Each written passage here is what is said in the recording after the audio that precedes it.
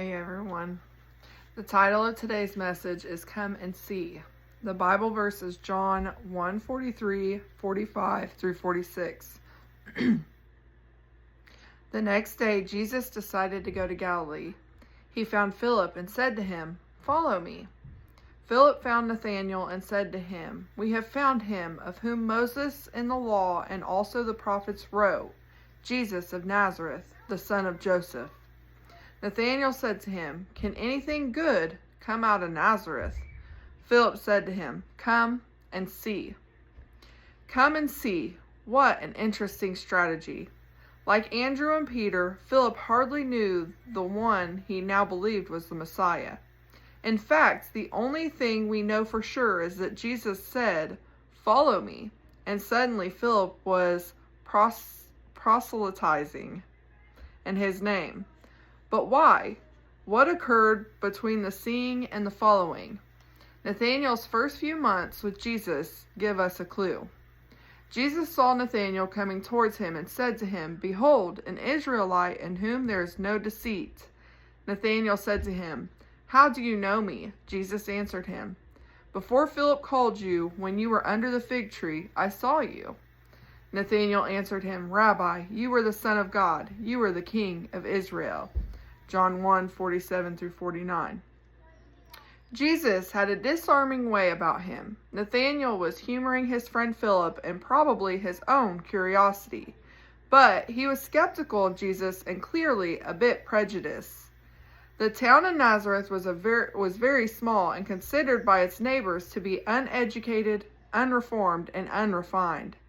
So, in Nathanael's mind, anyone born and raised there couldn't possibly be the Messiah that they'd been waiting for. And he was quick to say so, which made Jesus' first words to him so interesting and gracious. Instead of, "Behold, an Israelite in whom there is bigotry and zero tact," Jesus called him honest and took Nathanael off guard. He was indeed a person who spoke his mind, and he was proud of it. He was practical and learned and dealt in brass tacks. But how did the Nazarene know that? Because Jesus had been watching him, and not just while he sat under the tree. The 1-2 punch of knowing Nathanael's whereabouts, along with the values that made him tick, unredeeming though they were, was evidence of the supernatural that set Jesus apart. And so Philip's come and see strategy proved effective because Jesus did the convincing, as he always does. Jesus answered him, "Because I said to you, I saw you under the fig tree, and you believe. You will see greater things than these. Truly, truly, I say to you, you will see heaven opened, and the angels of God ascending and descending on the Son of Man." John 1:50 through 51. I imagine Nathanael's 180 made Jesus chuckle.